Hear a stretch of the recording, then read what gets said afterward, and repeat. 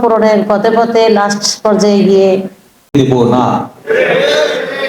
ঢাকায় জুলাই বিপ্লবের শহীদ স্মরণিকা দ্বিতীয় স্বাধীনতার শহীদ যারা গ্রন্থের মোড়ক উন্মোচন অনুষ্ঠানের আয়োজন করে বাংলাদেশ জামায়াত ইসলাম। দেশের বিভিন্ন অঞ্চলে এ আয়োজন একযোগে অনুষ্ঠিত হয়। চট্টগ্রাম প্রেস ক্লাবে বাংলাদেশ জামায়াত ইসলাম চট্টগ্রাম মহানগরের আমির শাহজাহান চৌধুরীর স্বাগত বক্তব্যের মাধ্যমে চট্টগ্রামে উক্ত মোড়ক উন্মোচন অনুষ্ঠানের সূচনা হয়।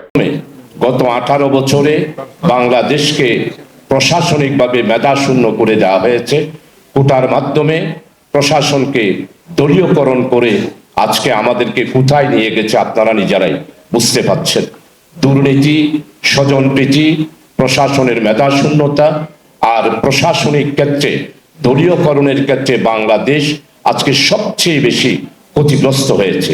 ঢাকা প্রেস ক্লাব থেকে ভার্চুয়ালে মোড়ক উন্মোচন উদ্বোধন করেন বাংলাদেশ জামায়াত ইসলামের কেন্দ্রীয় আমির ডাক্তার শফিকুর রহমান। চট্টগ্রামে জুলাই শহীদদের পরিবারের উপস্থিতিতে শহীদদের স্মৃতিচারণ ও হত্যার বিচারের দাবি জানান শহীদ পরিবারেরা। আমার সন্তানের কি অপরাধ ছিল? আমার স্বামীকে কেন গুলি করে মারা হয়েছে? বড় হলে আমি কি জবাব দেবো আমার ছেলে মেয়েকে? বললে মা আমার বাবা কোথায়, ওইটা বললে আমি কি বলবো? আমার ছেলে মেয়েকে কোথায় আছে আমি কি বলবো? বেলা আনুমানিক 11টা-12টার দিকে পুলিশের ছোড়া একটা গুলি তার পেটের মাঝখান দিয়ে ঢুকে দিয়ে কম ছিদ্র হয়ে বের হয়ে যায়। চট্টগ্রাম প্রেস ক্লাবে প্রধান অতিথি হিসেবে উপস্থিত ছিলেন অ্যাসিস্ট্যান্ট সেক্রেটারি জেনারেল মাওলানা মোহাম্মদ শাহজাহান। তিনি বলেন, এই শান্ত বাংলাদেশকে অশান্ত করার জন্য আবারও নানা ধরনের ষড়যন্ত্র চলছে। আমরা প্রশাসনের কাছে দৃষ্টি আকর্ষণ করতে চাই, এই সকল স্বৈরাচারী শক্তি, দেশ বিনাশী শক্তি এখানে যদি মাথাছাড়া দিয়ে উঠে আপনারা এই জাতির কাছে জবাব দিতে পারবেন না।